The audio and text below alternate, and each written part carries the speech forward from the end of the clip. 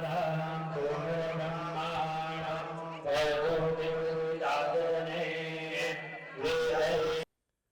माँ इंद्राक्षी। इंद्राक्षी धाम में दर्शकों आप सभी का हम हार्दिक स्वागत करते हैं। आइए शाम 7 बजे की ये दिव्य स्तुति आप सबके संग की जाए और आप सबके लिए की जाए। महर्षि मार्कंडेय द्वारा रचित मृत्युंजय स्तोत्र का आज हम हिंदी में पाठ करेंगे। इसमें 8 पद हैं और उनकी व्याख्या यानी कि हिंदी रूप में हम आपको सुना रहे हैं। महर्षि वशिष्ठ के द्वारा समय समय पर और भी अनेक ऋषियों ने इस स्तोत्र के बारे में बहुत भारी प्रशंसा की है कि किसी भी प्रकार से हम अस्वस्थ हों, हम किसी घबराहट में हों, बेचैनी में हों, आयुष्य की कमी लग रही हो, मार्केस चल रहा हो, जन्म पत्रिका में कितने भी कुटिल ग्रह हमारे अष्टम भाव को पीड़ित क्यों ना कर रहे हों, यम की यातनाएं व्यक्ति को सताना चाह रही हों, तो ये स्तोत्र बहुत ही अच्छा सफल कार्य करता है। अब इस स्तोत्र के पीछे रहस्य क्या है, थोड़ा सा मैं आपको हल्का सा बता देता हूँ। आपने महर्षि मार्कंडेय जी का नाम तो सुना ही होगा, जिन्हें भगवान शिव ने दीर्घायु का वरदान दिया था। और कहा मात्र भगवान शिव के आशीर्वाद से जब वो पैदा हुए तो 16 वर्ष की आयु लेकर के पैदा हुए थे, और कहाँ भगवान शिव ने ही फिर उनको अभय वरदान दिया। इसके बीच में घटना क्या है वो आप सुन लें थोड़ा सा। मार्कंडेय जी के जो पिता हैं उनका नाम था महर्षि मार्कंडेय। कोई संतान नहीं थी, बहुत परेशान थे, भगवान शिव के अनन्य भक्त थे। एक बार भगवान शिव ने प्रसन्न होकर के, उनकी भक्ति से प्रसन्न होकर के मार्कंडेय ऋषि जी को ये कहा कि देखो, संतान तो तुम्हें हो जाएगी, यदि तुम्हें गुणहीन, अज्ञानी, दुर्बुद्धि बालक चाहिए तो वो मिल जाएगा और उसकी आयु बहुत लंबी होगी, यानी कि दीर्घायु वाला बच्चा होगा। लेकिन अगर तुम्हें बुद्धिमान, विवेकशील, प्रकांड विद्वान बच्चा चाहिए तो उसकी आयु केवल 16 वर्ष की होगी। अब तुम फैसला कर लो। पिता कोई भी हो वो यही चाहता है कि मुझे तो विवेकशील बच्चा ही चाहिए, मुझे तो ज्ञानवान बालक ही चाहिए। तो वही मार्कंडेय ऋषि ने भगवान शिव से कहा कि हे शंभु, आप ऐसी कृपा करें, भले ही वो 16 वर्ष का हो लेकिन मुझे तो बुद्धिमान बालक ही चाहिए। भगवान शिव ने तथास्तु कहा और अंतर्ध्यान हो गए। कालांतर में शिशु पैदा होता है, यानी कि बालक जन्म लेते हैं, नामकरण संस्कार सब कुछ कर दिया जाता है। बालक का नाम मार्कंडेय रखा जाता है। मार्कंडेय जी के पिता अपने ही नाम राशि से उनका नाम मार्कंडेय जी रखा गया। धीरे धीरे बालक बड़ा होने लगा। अब कहाँ शंभु ने कहा हो कि 16 वर्ष की ही आयु होगी, और वहीं शंभु ने कहा हो कि बालक बहुत ही विवेकवान होगा। बालक की कीर्ति चहुं ओर फैलने लगी। चारों वेदों का ज्ञान, अनेकों भाषाओं का ज्ञान, विद्वत्ता कूट कूट करके बालक के अंदर भरने लगी। बड़े होने लगे, बड़े होने लगे। 16वां वर्ष, कहते हैं ना, जब जिस चीज़ का खतरा होता है वो चीज़ जल्द आ जाती है। पिता को ऐसे लगा कि मानो 16 वर्ष 16 पल में ही आ गए हो। 16वां वर्ष प्रारंभ हो गया। पिता महल में टहलें तो व्याकुल से टहलें, अधमने मन से खाना खाएं, अधमने मन से सोएं, अधमने मन से सब कुछ मार्कंडेय जी देखते थे। एक दिन मार्कंडेय जी ने पूछा कि पिता, आप इतने व्याकुल क्यों रहते हैं, इसका कारण क्या है? बालक को अपने सीने से लगाया पिता ने और कहा, पुत्र, ऐसे ऐसे सारी घटना उन्हें सुनाई कि बेटा, केवल आपकी आयु इस धरा पर 16 वर्ष है, और भगवान शिव ने कहा हो तो कैसे वो सत्य ना हो, और ये आपकी आयु का 16वां वर्ष चल रहा है। इसलिए मैं बड़ा, आप समझ सकते हैं उस पिता की क्या हालत रहती होगी। बालक ने अपने पिता को ढाढ़स बंधवाया, बोला, पिताश्री आप क्यों चिंता करते हैं। जिन भगवान शिव ने आपको ये कहा कि मैं 16 वर्ष तक ही जीऊँगा, मैं उन भगवान शिव की ही उपासना करूँगा, मैं उन भगवान शिव को ही प्रसन्न करूँगा, मैं उस भगवान शिव की ऐसी साधना करूँगा कि उनसे मैं दीर्घायु का वरदान लेकर ही लौटूँगा, आप चिंता न करें। पिता को धैर्य बंधा और मार्कंडेय जी चल पड़े अपनी तपस्या के लिए।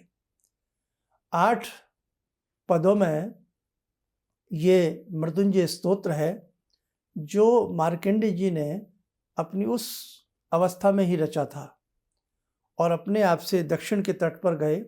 दक्षिण के तट पर जाकर के एक शिवलिंग का निर्माण किया और उस शिवलिंग का नाम मार्कंडेय ही रखा। मार्कंडेश्वर मंदिर के नाम से भी प्रसिद्ध हैं, अनेकों जगह इनके मंदिर हैं।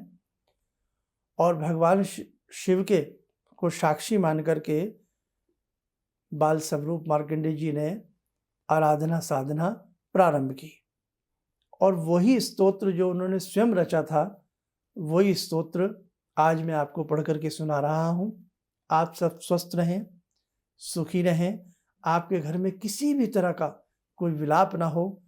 ईश्वर की कृपा से, शंभु की कृपा से आपको अच्छी आयुष्य की प्राप्ति हो, विश्व में शांति हो। अब शिवलिंग बना लिए गए और प्रभु मार्कंडेय जी उनकी साधना कर रहे हैं। अब आगे क्या होता है आप लोग ध्यान से, श्रद्धा से और मन से सुनिएगा।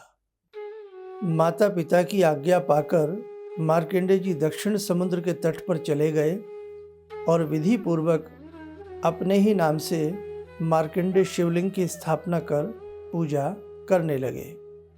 पूजा के अंत में वे मृत्युंजय स्तोत्र का पाठ करते और नृत्य करते थे।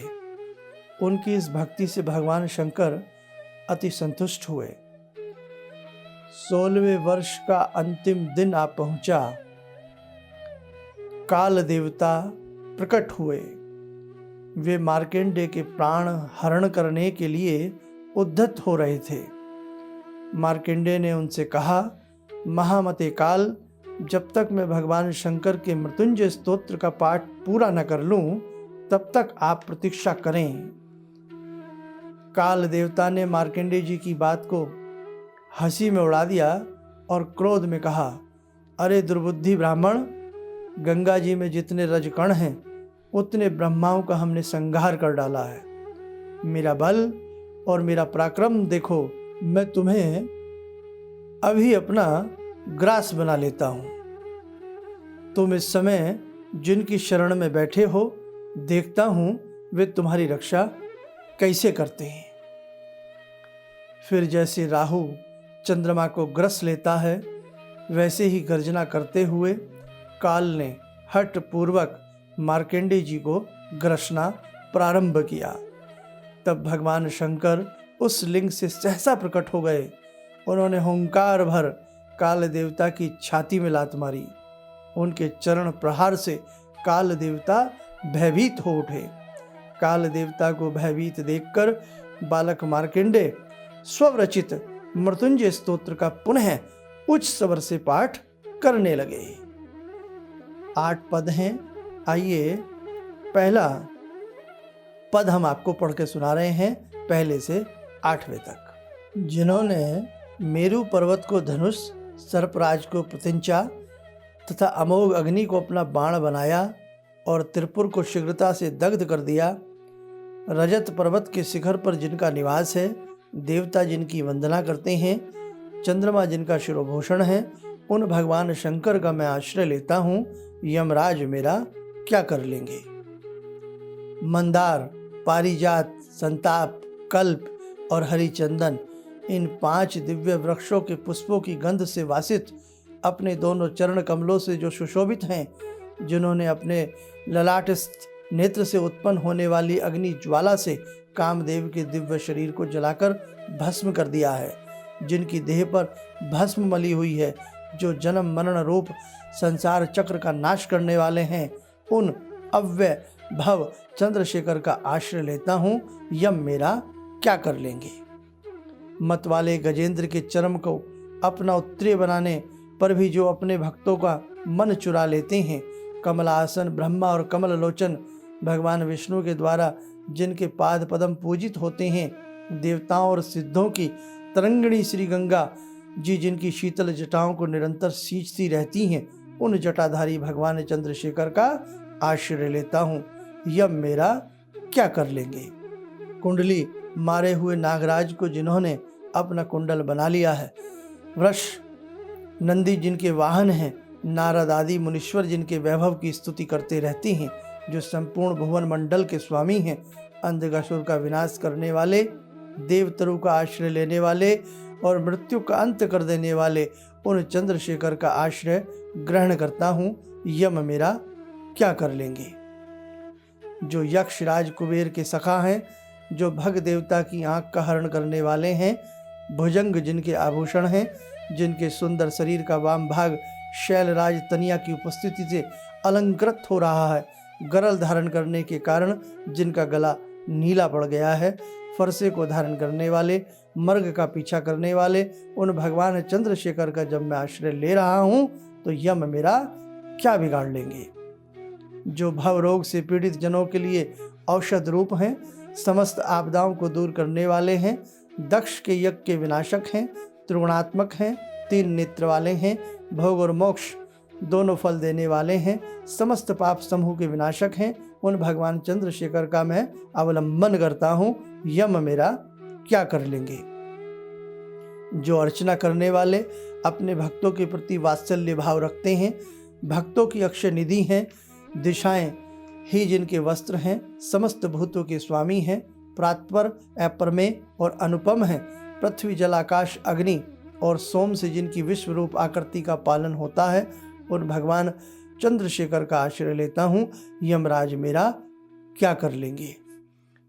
जो पहले जगत की सृष्टि का विधान करते हैं, फिर उसका पालन करने में तत्पर हो जाते हैं और अंत में अशेष परपंच का संहार कर देते हैं, संपूर्ण लोकों में जिनका निवास है, जो गणाधीपों के समूह से घिरे रहकर रात दिन क्रीड़ा करते रहते हैं, उन भगवान चंद्रशेखर का मैं आश्रय ग्रहण करता हूँ, यम मेरा क्या कर लेंगे। ओम नमः शिवाय। इस स्तोत्र का पाठ समाप्त होने पर भगवान महादेव ने बालक मार्कंडेय को कल्पों तक की असीम आयु प्रदान की। वे अमर हो गए। उन्होंने आश्रम लौटकर अपने माता पिता को प्रणाम किया और उनसे भी आशीर्वाद लिया। तो मेरे साधकों, भगवान शिव की कृपा आप सबके ऊपर पहुँचे। ये अनुपम स्तोत्र हमने आप सबके लिए पढ़ा। आप बहुत स्वस्थ रहें, मानसिक शांति आपको प्राप्त हो। जिनको औषधि ना लग रही हो, उन्हें औषधि कार्य करना प्रारंभ करें, यानी कि वो शीघ्र स्वस्थ हों और औषधियाँ उनसे दूर हो जाएं। विश्व में शांति हो और ये जो महामारी का रूप चारों तरफ प्रचंड तांडव दिखा रहा है, वो भगवान शिव की कृपा से शीघ्र ही शांत हो। ये स्तोत्र है मृत्युंजय स्तोत्र, इसको कहते हैं। वशिष्ठ जी कहते हैं, अगर इस स्तोत्र को कोई भी व्यक्ति पढ़ता है प्रतिदिन अपने लिए, नाना भांति के रोग, नाना भांति की शौक, नाना भांति की जो उत्कंठाएं व्यक्ति के मन को हमेशा तंग करती रहती हैं, परेशान करती रहती हैं, उसके मन के ऊपर एक प्रेशर बना रहता है, वो सब कुछ दूर हो जाता है जो भगवान की शरण में जाकर के, शंभु की शरण में जाकर के शंभु को मन से पुकारता है और इस स्तोत्र का पाठ करता है। मार्कंडेय जी के द्वारा रचित ये स्तोत्र है।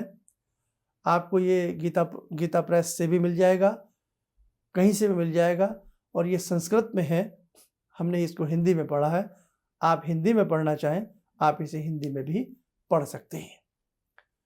कुंडली में मार्केश हो या व्यक्ति को मृत्यु तुल्य कष्ट हो रहा हो, तब भी इसके पाठ यथाशक्ति यथा संख्या में पढ़े जाएं तो शीघ्र ही लाभ की प्राप्ति होती है। आशा करता हूँ भगवान शंभु, हे शंभुनाथ, हे भोलेनाथ, सभी के ऊपर अपनी कृपा दृष्टि करें। आज ये पाठ जो हमने किया है, इसका अंश अंश उन रोगियों तक पहुँचे जो बेचारे तड़फ रहे हैं, परेशान हैं, जीने की आस छोड़ चुके हैं। हे परमात्मा, हे महाकाल, आपकी कृपा से सभी को आयुष्य की प्राप्ति हो, सभी की समस्त मनोकामनाएं पूर्ण हो। इन्हीं शब्दों के साथ हम अपनी वाणी को विराम देते हैं। जय मां इंद्राक्षी।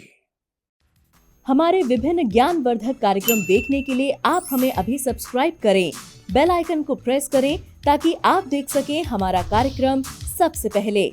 और अधिक जानकारी के लिए फेसबुक पेज को लाइक करना न भूलें।